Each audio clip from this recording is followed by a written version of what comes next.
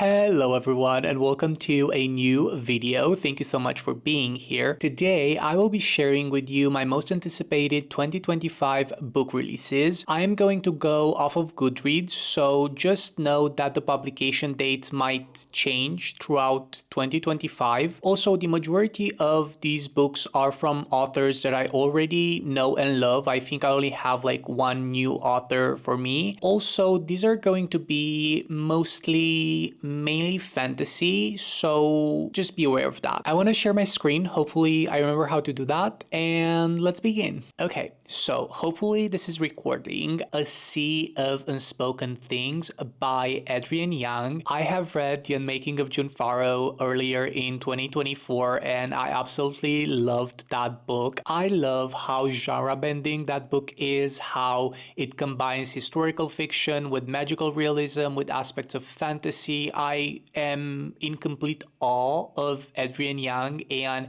I think A Sea of Unspoken Things will be no exception. So it says, a woman investigates her brother's mysterious death while coming to terms with her own haunting past in this atmospheric novel. The only thing James and Johnny Golden have ever had is each other. For as long as she can remember, James's deep connection with her twin brother Johnny has gone beyond intuition. She can feel what he feels. When James arrives in the rural town of Hawthorne, California to settle her brother's affairs, she's forced to rehash the ominous past that she and Johnny shared and finally face Mika, the only person who knows about it. He's also the only man she's ever loved. But James soon discovers that the strange connection she has with Johnny isn't quite gone, and the more she immerses herself into his world, the more questions she has about the brother she thought she knew. Johnny was keeping secrets, and he's not the only one.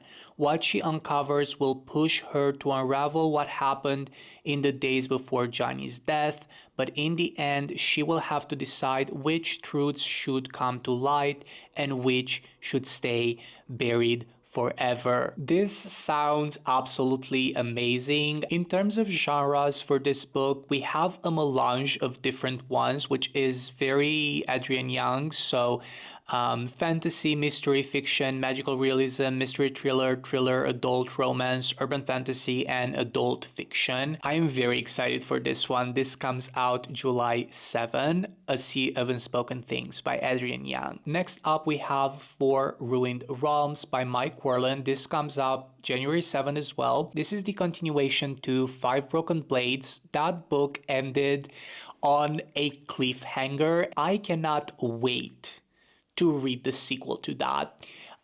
If you don't know what Five Broken Blades is basically kind of like Six of Crows, but more adult. We are following this cast of characters that are trying to achieve this impossible mission, but at the end of Five Broken Blades, there's like a big plot twist, and we are left wondering what they're going to do. So I'm looking forward to see what happens in Four Ruined Realms.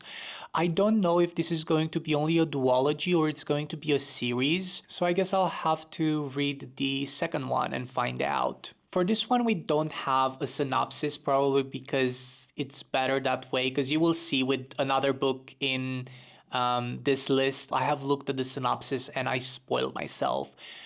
So I'm not mad at the fact that this doesn't have a synopsis for the people that didn't already read Five Broken Blades. For this one, it only says the lies are bigger and the plot's more treacherous when your favorite backstabbers return to this mind-blowing sequel to instant best-selling author, blah, blah, blah, blah, blah. Four Ruined Realms.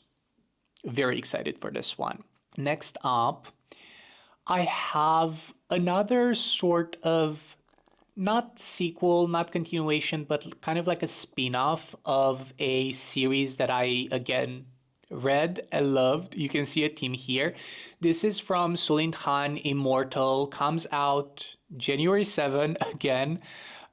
January 7 is going to be a big day for me personally. So this is set in the same kind of universe as Daughter of the Moon Goddess and Heart of the Sun Warrior. I think those books are called the Celestial Kingdom Duology, and Immortal is set in the same like immortal realm. So it says a stunning standalone romantic fantasy filled with dangerous secrets, forbidden magic, and passion of a young ruler who fights to protect her kingdom, from best-selling author Sulin Khan, and set in the breathtaking world of Daughter of the Moon Goddess. What the gods did not give us, I would take. As the heir to Tianxia, Li Yan knows she must ascend to throne and renew her kingdom's pledge to serve the immortals who once protected them from a vicious enemy. But when she is poisoned, Li Yan's grandfather steals an enchanted lotus to save her life. Enraged at his betrayal, the immortal queen commands the powerful god of war to attack Tianxia. Upon her grandfather's death, Li Yan ascends a precarious throne, vowing to end her kingdom's obligation to the immortals. When she is summoned to the immortal realm, she seizes the opportunity to learn their secrets and to form a tenuous alliance to safeguard her people, all with the one she should fear and mistrust the most, the ruthless god of war. As they are drawn together, a treacherous attraction ignites between them, one she has to resist to not endanger all she is fighting for. But with dark forces coming in around them and her kingdom plunged into peril, Li Yan must risk everything to save her people from an unspeakable fate, even if it means forging a dangerous bond with the immortal, even if it means losing her heart. Moving along to Heather Fawcett's Emily Wilde's Compendium of Lost Tales. This is very zoomed in on the screen because I have actually spoiled myself and I don't want to spoil anyone else, because this is the third book in a series and I have only read the first one, so I don't really know what happens in the second one. And I read only the first paragraph from Goodreads and I spoiled myself. So I don't want to do that to anyone else. All I'm going to say is that this book comes out on February 11, Emily Wilde's Compendium of Lost Tales. So next up, I have another sequel. This is the sequel to Swordcatcher from the Chronicles of Castellane series, I think, from Cassandra Clare. So this is the Ragpicker King. This is the continuation to Swordcatcher, and this one will come out in March on the 4th. Next up, this book has everyone in a frenzy. Sunrise on the Reaping by Suzanne Collins. This is obviously a prequel to The Hunger Games, and it happens after The Ballad of Songbirds and Snakes, but before the first book in the original Hunger Games trilogy. This is Haymitch's story. Haymitch is a character that is very well loved by the fans of the Hunger Games and of Suzanne Collins. So I am excited, but I am also very scared. Knowing Suzanne Collins, I think this is going to be brutal, but we will wait and see. So it says, when you've been set up to lose everything you love, what is there left to fight for? This year, in honor of the Quarter Quell, twice as many tributes will be taken from their homes. Back in District 12, Haymitch Abernathy is trying not to think too hard about his chances. All he cares about is making it through the day and being with the girl he loves. Well, we know that's not gonna happen. When Haymitch's name is called, he can feel all his dreams break. He's torn from his family and his love, shattered to the capital with the three other District 12. I think it's missing a word here. With the three other District 12 tributes, a young friend who's nearly a sister to him, a compulsive odds maker, and the most stuck-up girl in town. As the games begin, Haymitch understands he's been set up to fail, but there's something in him that wants to fight and have that fight reverberate far beyond the deadly arena. The world will stop on March 18th because this book is going to be huge. Next up, a new release from my queen and savior, Olivia Blake. This is Gifted and Talented, is going to be released on April 1st. And it says, from New York Times bestselling author of The Atlas Six comes the story of three siblings who, upon the death of their father, are forced to reckon with their long festering rivalries, dangerous abilities, and the crushing weight of all their unrealized adolescent potential. Where there's a will, there's a war. Dale Ren, the brilliant CEO of Renfair Magitech and so-called father of modern technology, is dead. Any one of his three telepathically and electrokinetically gifted children would be a plausible inheritor to the Renfair throne, or at least so they like to think. Meredith, textbook accomplished eldest daughter and the head of her own groundbreaking biotech company, has recently cured mental illness. You're welcome. If only her father's fortune wasn't her last hope for keeping her journalist ex-boyfriend from exploiting what she really is, a total fraud. Arthur, second youngest congressman in history, fights the good fight every day of his life, and yet his wife might be leaving him and he's losing his re-election campaign. But his dead father's approval in the form of a seat on the Renfair throne might just turn his sinking ship around. Oh my god. Alith. I I'm not gonna try to pronounce that name again. Okay, Alith, one of the world's most famous ballerina, has spent the last 5 years as a run-of-the-mill marketing exec at her father's company after a life-altering injury put an end to her prodigious career. She might be lacking in acolytes compared to her siblings, but if her father left her everything, it would finally validate her worth by confirming she'd been his favorite all along. On the pipeline of gifted kid to clinically depressed adult, nobody wins. But which Ren will come out on top? This is going to be like a sci-fi intermezzo combined with Wizards of Waverly Place the movie. This is what I'm picturing. I am looking forward to this release. Oh my god. Next up, a debut author, Jenny Howell, is releasing their first book, Boys with Sharp Teeth, on April 8th. So it says, We Were Liars meets The Raven Boys in this mind-bending YA debut about dark revenge, twisted desire, and the sinister secrets lurking behind the walls of an elite boarding school. 17-year-old Marin James has spent her entire life living in the shadow of the exclusive Huntsworth Academy, and when her cousin's dead body is found in a creek on school property, Marin knows exactly who's to blame.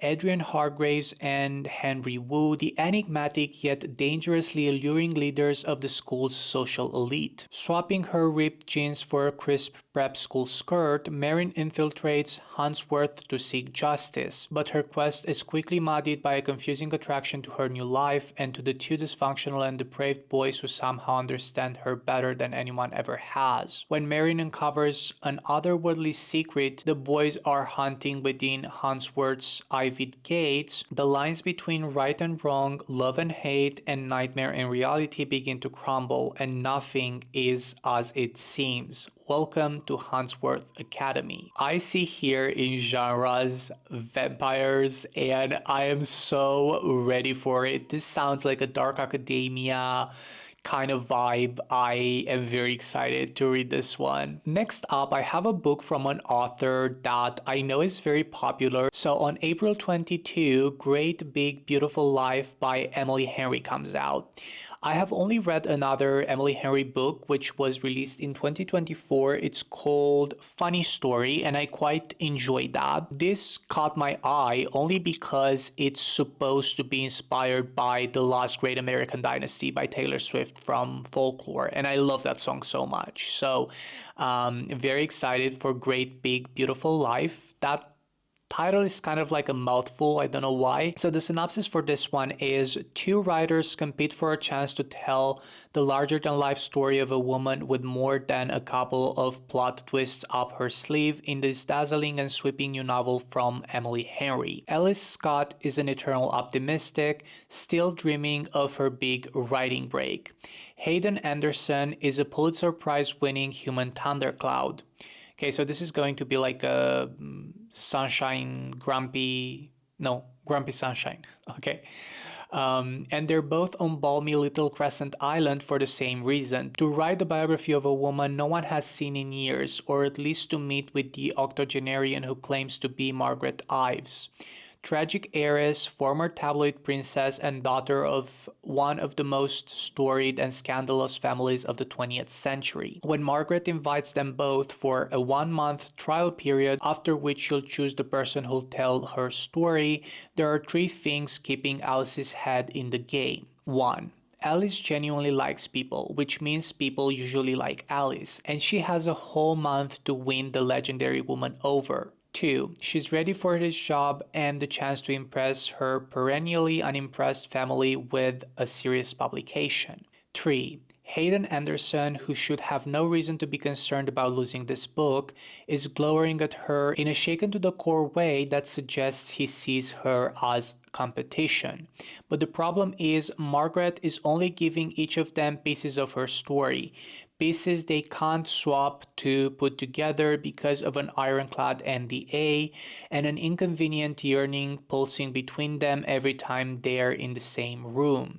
And it's becoming abundantly clear that their story, just like the tale Margaret's spinning, could be a mystery, tragedy, or love ballad depending on who's telling it. This reminds me a bit of The Seven Husbands of Evelyn Hugo, but with like a romance element and probably not as tragic. So we'll see. We'll see how that goes. Next up, we have A Witch's Guide to Magical Innkeeping, and I hope that this book is going to be finally published in 2025, because the release of this book has been pushed back multiple times. And I was reading on Sangu Mandana's, I think, Instagram, that she has been struggling with her mental health and health in general. And that's the reason why the publication of this book was pushed back so many times. I hope she takes her time. I hope she's better now. And I hope this book is finally going to be published, because I loved her other book, The Very Secret Society of Irregular Witches. So very excited for this new release as well. So it says, an enchanting novel about a witch who has a second chance to get her magical powers and her life back on track. What else could you want? What else could you want? Also, the cover for this one is absolutely gorgeous. Next up, from the author of One Dark Window and Two Twisted Crowns, Rachel Gillig, we have The Knight and the Moth, that is supposed to be published on May 20. So it says, from BookDog sensation and New York Times bestselling author Rachel Gillig comes the next big romantasy phenomenon, a gothic mist-cloaked tale of a prophetess who is forced beyond the safety of her cloister on an impossible quest to defeat the gods with the one knight whose future is beyond sight. Sybil Delling has spent 9 years dreaming of having no dreams at all. Like the other foundling girls who traded a decade of service for a home in a great cathedral, Sybil is a diviner. In her dreams, she receives visions from 6 unearthly figures known as omens. From them, she can predict terrible things before they occur, and lords and common folk alike travel across the kingdom of Troms, windswept moors, to learn their futures by her dreams. Just as she and her sister diviners near the end of their service, a mysterious knight arrives at the cathedral. Rude, heretical, and devilishly handsome, the knight Roderick has no respect for Sybil's visions. Of course, his name is Roderick. But when Sybil's fellow diviners begin to vanish one by one, she has no choice but to seek his help in finding them. For the world outside the cathedral's cloister is wrought with peril. Only the gods have the answers she is seeking, and as much as she'd rather avoid Roderick's dark eyes and sharp tongue, only an heretic can defeat a god. Rachel Gillig does dark and gothic really well. I cannot wait to see what she will be able to do with this book. I loved the magic system in One Dark Window and Two Twisted Crowns, and the magic system in this book sounds very unique and interesting as well. So I'm looking forward to The Knight and the Moth by Rachel Gillig. Next up, from V. Schwab, an author that I had kind of mixed feelings about until I read the Villain's Duology. On June 10, her new book, Bury Our Bones in the Midnight Soil, is going to be published. We have a very short synopsis for this one. So it says, Santo Domingo de la Calzada, 1532. London, 1837. Boston, 2019. Three young women, their bodies planted in the same soil, their stories tangling like roots. One grows high, and one grows deep, and one grows wild, and all of them grow teeth. I have no idea what she means. I think it's about vampires. I'm a bit concerned that this book is 560 pages, but we'll see. We'll see how that goes. Next up, Katabasis by R.F. Kuang. This is supposed to come out on August 28. Very short synopsis for this one as well. It says, Katabasis, noun, ancient Greek. The story of a hero's descent to the underworld. Two academic rivals from Cambridge must travel to hell to rescue the soul of their advisor. Getting there was easy. Surviving it and each other is another thing entirely. R.F. Kuang has written two of my favorite books that I read in 2024, which are Yellowface and Babel. And this new book sounds, again, very dark academia. Katabasis, cannot wait for the cover to be revealed because it doesn't have a cover yet.